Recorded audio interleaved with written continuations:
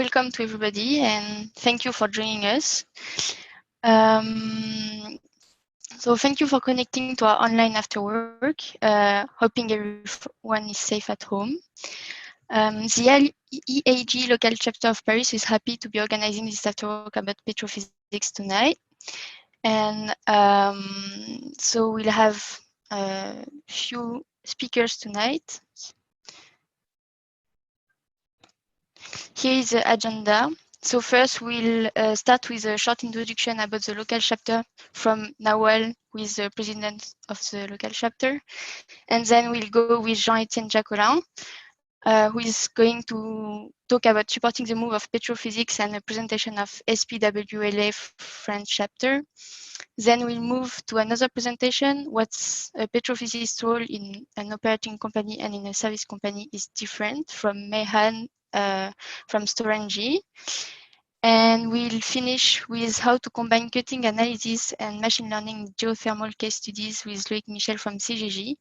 And then we have last Q&A session. So I leave the floor to Nawal, but just before that, I will just address a special thank you to Luz Val and Lucia Levato, without who tonight wouldn't be possible. And also a big thank you and welcome to our speakers, Jean-Etienne, May, and Loïc. Okay, Nawal, it's you. Okay, thank you, Aurélie. So my name is Nawal de Frélon. I am the actual president of the EAGE Local Chapter Paris. Firstly, so thank you all for attending and thanks to the speaker. So as usual, we start with a brief presentation of our local chapter. So it's especially nice for those who don't know us yet, especially as we have lots of new participants from abroad Paris area. So thanks to Zoom. So as a local chapter, we are part of the global EAGE. There are two local chapters in France, one in Pau, in south of France, and another one here in Paris. Next slide, please. Aurélie? Okay, so the local chapter, the EAGE Local Chapter Paris was founded in 2018, so about few years ago now. So we had several goals, and so that we are all the time keeping in mind, and we continue to gather and extend our community and tackle various topics through all our events. Next slide. So we are basically 10 active members within the board. However, I would like just to point out that beyond us, we have many members that are following us since the beginning and also actively helping us for organizing some event punctually, either because they're interesting or because it's their company. So it's well, it's us and many other members. So I will share a bit some feature about our future event. This is a preliminary program which can evolve because of the actual crisis. Next month we are planning two events. So we will try a new format, lunch and learn. Here it will be about uncertainties, still via Zoom. Then we are planning another event about oriented more soft skill and competencies at the end of May. And hopefully in June, we will be able to enjoy again Paris. And so next year, we will do our usual annual welcome event, and we are planning some social event and also technical event oriented 4D project and attributes. So it's ongoing project. As a reminder, next year in November, yes, in November in Strasbourg, there will be the GET 2020 conference. So the call for abstract is open, and I invite you to submit any abstract that you can have. So I will finish to thanks again all the participants. Don't hesitate to follow us on LinkedIn. For the moment, we will continue with online event, so anybody can join. Don't hesitate to take your EAGE membership and to contact us if you want to participate or if you have any idea. So enjoy the presentation. Thank you, Nawal. So I will just go through the ground rules for tonight. So by default, all the participants are muted and also video off. Only the speakers will be able to put their video on and the sound too. Please, for respect to the speakers and their work, no screenshots are allowed. And so after each presentation, we'll take about 5 minutes for questions. You can put all your questions in the chat. So you can move your mouse downward the video screen to activate the chat as you just did. And you will write your question down there, and I will just say the question out loud for the speaker to answer you after. So Chiara will manage the chat timing, so please respect that too. So we are all gathered tonight for the pleasure of sharing and learning. So thank you again, Jean-Etienne, and Loïc. And also thank you for your interest in our afterwork. Last thing, if for any reason the webinar is stopping because of bad connection of our host, please try to connect again a few minutes later, and we have a backup connection just in case. So we are ready to start with the first presentation. So I will just present Jean-Etienne for everyone. So Jean-Etienne started his career in the oil and gas industry in 1998 as a consultant working for BESIP FranLab. He performed petrophysical interpretation for numerous fields worldwide: reservoir characterization, reservoir rock typing, reservoir modeling, fields development plans, and asset evaluation. In 2008, he joined Texia for developing TechLog as a consulting manager. In 2010, with Texia being acquired by Schlumberger, he moved to the position of TechLog product champion, driving the development of petrophysics. And since 2019, he works as a wellbore interpretation expert, advising for interpretation workflows in TechLog and Delphi. So Jean-Etienne, it's for you.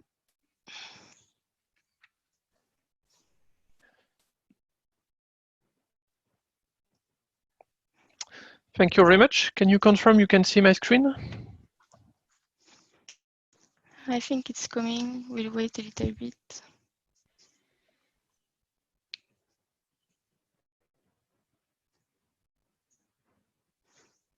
Yes.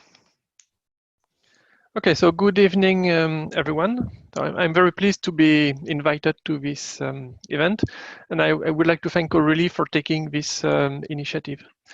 So on behalf of the SPWLA French chapter, I will give you a short presentation of what the chapter is, and after that, I will share with you some personal notes on the job of a petrophysicist and the evolution.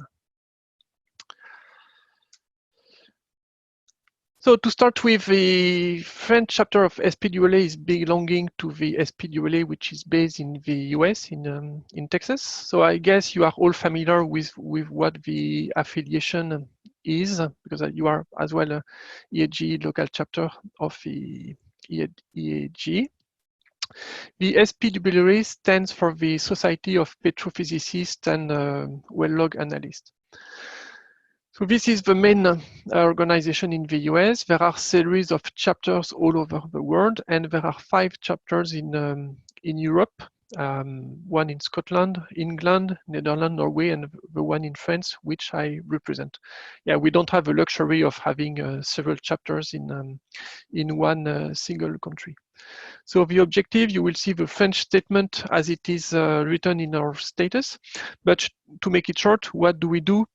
We promote the science of formation evaluation from wellbore data and at the wellbore scale.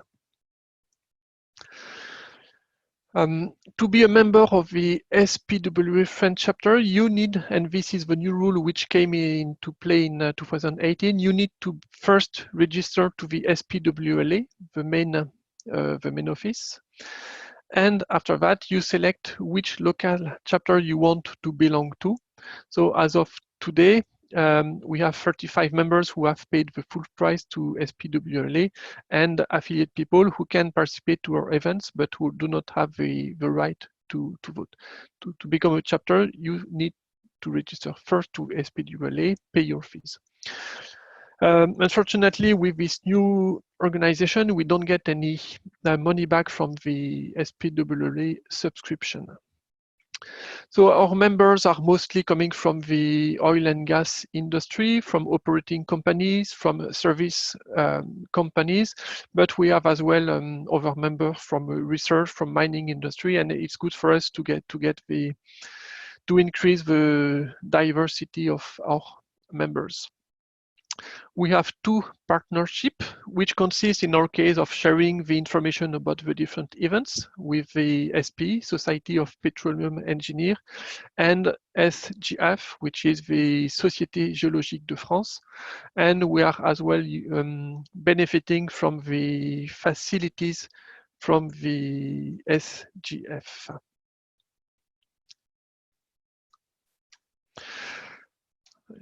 A bit of history about the chapter. So the chapter was founded in 1966. So in the early days, there were only informal discussions around the lunch by the first members of it. The chapter became a bit more formal with the impulsion of Raiga Clemenceau, who in '78 started some regular technical publication. And the first milestone of the chapter were the organization of the annual Congress of SPWLA in '89 and '95. So the SPWLA is organizing a Congress every year. Typically, it's once in the US and the year after outside of the US. And such a Congress represents 700 attendees in the last years, and that would be a good average. It might be much less than what you have for the EAGE, but for us, it's a big event when we're dealing with a petrophysicist. Unfortunately, the chapter went in a kind of sleeping mode from 2008 to 2015, and it restarted in 2015 with a new board and new members and a younger board. I mentioned the new link with SPWLA, which took place in 2018, and this is where the name changed from the older name SAID to SPWLA French chapter. And as part of the recent news from the board, we get the new board elected last week with 9 people from different companies. We don't have the positions yet in the executive committee. This will be done tomorrow. And I would really like to thank the last 2 presidents who have really taken the initiative to rejuvenate and make more active the chapter since it was rejuvenated in 2015, Jacques Delalex and Emmanuel Caroli. So the activity which we have is made mostly of technical sessions which last for typically half a day. So on this graph, you will see from the 2015 to 2019, the different sessions which we have conducted. So what to retain out of it? We've added the remote broadcast, so which has added some attendees, and this is important for all of our members who are in Pau, in Montpellier, to be able to attend the event.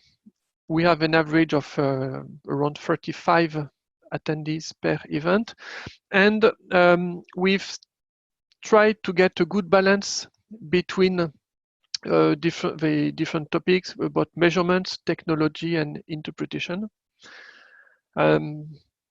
You can notice that there was a nice attendance about the geothermics session, and this is something which complemented well what the EAGE has done at the same time with the workshop. And we're happy to go beyond the pure oil and gas industry. So as part of the initiative which we will want to promote in the years to come, the link with the university, we've done we had some initiatives, but that's something we really want to promote in the years to come. So that's what I wanted to say about the chapter. And I will now share with you some considerations about the job of petrophysicists. Yeah. First of all, when you meet someone in the street and you're telling him, I'm a petrophysicist, it's not always clear. If the guy in front of you has a clear idea of what you're doing, it's much easier to say that you're a geologist or a geoscientist, but yeah, that's another story. You all know about the cyclicity of the industry. This on the bottom right, you can see the oil price per barrel for the last 25 years. Yes, it's very cyclic, and there can be some drastic drop in the oil price. At the top, you will see the rig count for the last 5 years. The rig count can be as well drastic, and it can be a more relevant indicator of the activity. And you can see the one from 2016, which was considered to be the worst in the industry ever, and which has been beaten, looks to be beaten by the latest one, which appeared in the last month. So as part of it, the companies need to adapt to these downturns. And as part of the recent trends which we've seen, there is less exploration and more work which is on the production side. The companies are looking for quicker return of investment, quicker and the decrease of the investment cost. And this has gone as well, especially in the US, with the rise of the unconventional, the exploitation of the gas and shale plays. So if we are talking about the most significant trends, there is a pressure on price.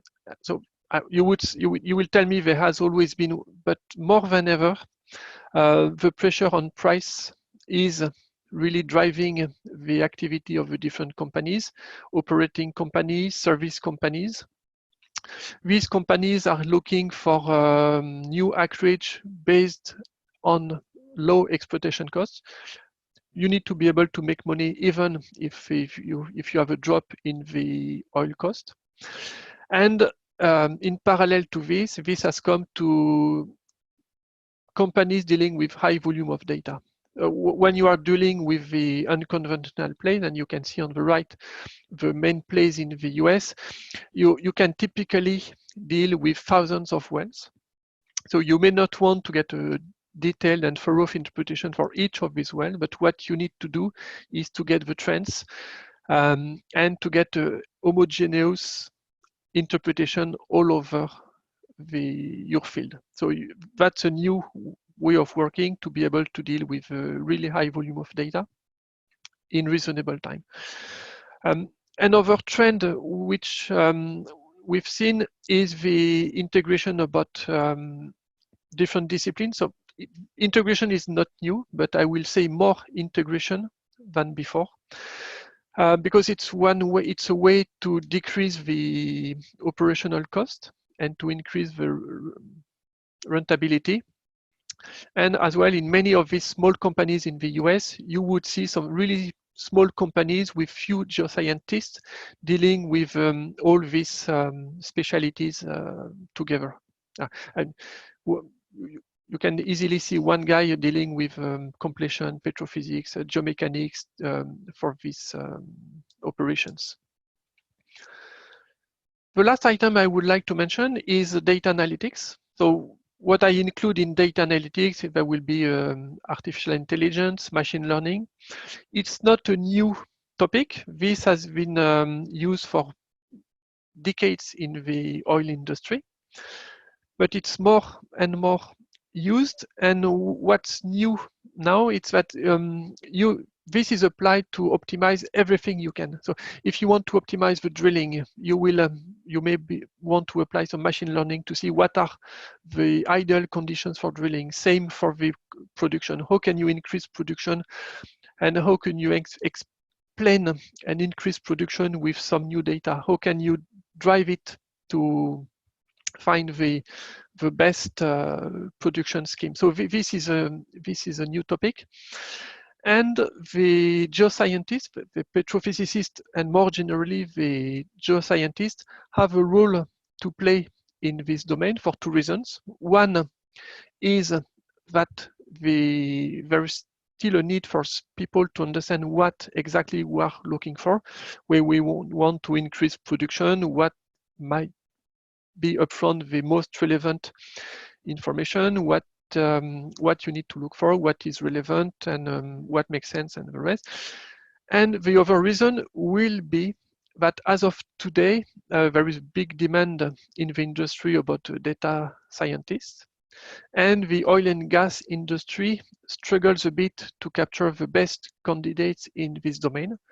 So there is room for all the geoscientists to increase their skills in data analytics and play a new role in all of these new jobs. The last trend I would like to mention is a more recent one, is the one of a confined petrophysicist who needs to work remotely with the tools which are available, and which needs as well to develop some additional skills about practical organization at home for being a teacher for the kids as well. But hopefully this will not last forever. So all this being said, I would like to thank you for your attention, and I'm open for any question you may have. Okay, thank you, Jean-Etienne. Very nice last slide. I really like it. So, okay, we can go for question now if you have any.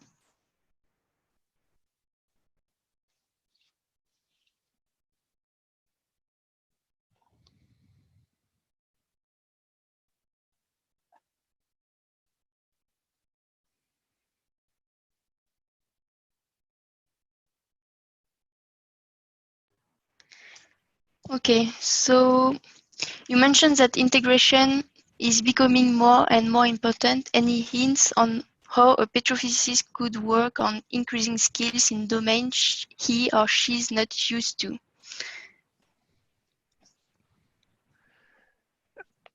Yeah, first of all, I would say it's overall a matter of opportunity.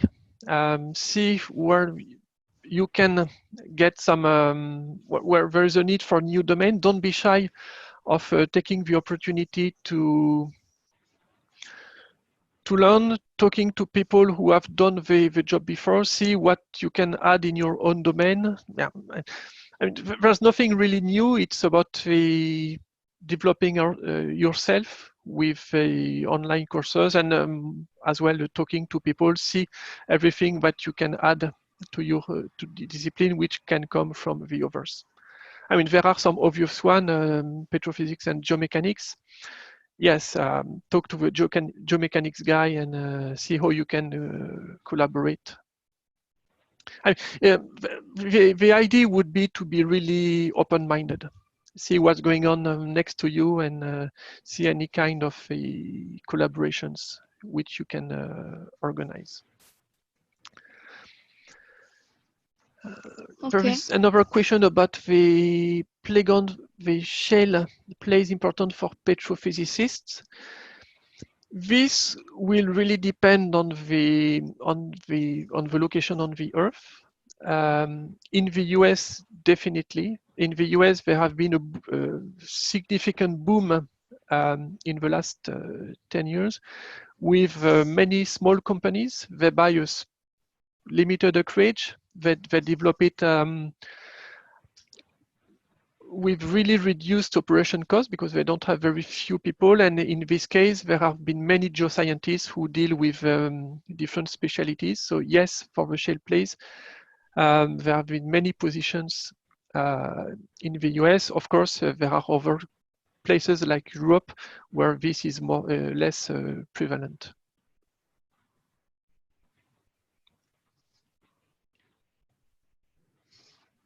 As the shale plays an important, how could petrophysics contribute to data analytics? There are new domains which are coming. If I talk about petrophysics, strictly speaking, there are new domains which are emerging, like the automated interpretation. So you can apply some machine learning on some existing interpretation to automate the interpretation which you want to conduct. You can as well try to automate the integration between core and log data. So there's a lot to do on this domain. And as well, trying to see what can be the added value of petrophysics parameters or petrophysics information on the production. It's not obvious first. It may not be obvious if you just start with a white page, but if you really check the data, look for correlations, look for the trends, and see what from your petrophysical properties makes sense in terms of improving the production, yes, you can have a role to play in understanding this and putting this into action. Okay, how SPWLA is getting in the new era of e-learning and presentation in future events? Okay, so for this, there will be two answers. First of all, we have the SPWLA based in Houston, who has, I would say, close to 800 members, and who's organizing some training, online training, some workshops, and some presentations all over the year. And they organize, in addition, the yearly event with 2 days of talks with poster sessions, and this lasts for 3 days. Unfortunately, the next one has just been cancelled. It was to be organized in Canada. After that, you've seen that the local chapter of SPWLA France doesn't have that many members. We are growing, and we hope we will keep on growing in the years to come, but the community is much smaller because of being in France first, and because it's only petrophysics. So what we do is we organize the technical sessions. We haven't done, properly speaking, learning sessions with hands-on. That's something we can consider. That's something we have in mind for students, to organize some practical workshop about the log interpretation, but we didn't organize such events yet. But that's something we have some room for the years to come about the new activities in our chapter. Okay, so I will ask a last question, and all the rest will be for after. For the last Q&A panel. So there were a question earlier, what about mining sector and SPWLA? Yeah. For the mining sector, we don't have many members. What we've so we have a few members in the mining industry as are part of our members. We didn't do much on this this domain. The domain which we are trying to increase in the last years was the geothermics, with a nice success, and we are quite happy about it. but we didn't do on much. If we talk about the mining industry, yes, you could use some petrophysics tool for the mining industry with some spectroscopy or logging tools. That makes sense, and some companies do it, especially in Australia. But on most of the time, the mining industry is a matter of pure geostatistics. You do some simple coring, you analyze your rock, you see the concentration of ore which you have, and you apply geostatistics for driving the exploitation. There is not much of a geological analysis in many of the quarries in, at least in France. Yeah, Jack is mentioning the coal bed mining in France. That's something which is starting. There is a new company for that, Française de l'Énergie. Yeah, that's a good initiative, but that's some ideas for future topics for the French chapter of SPWLA. Okay, thank you, Jean-Etienne. You're welcome.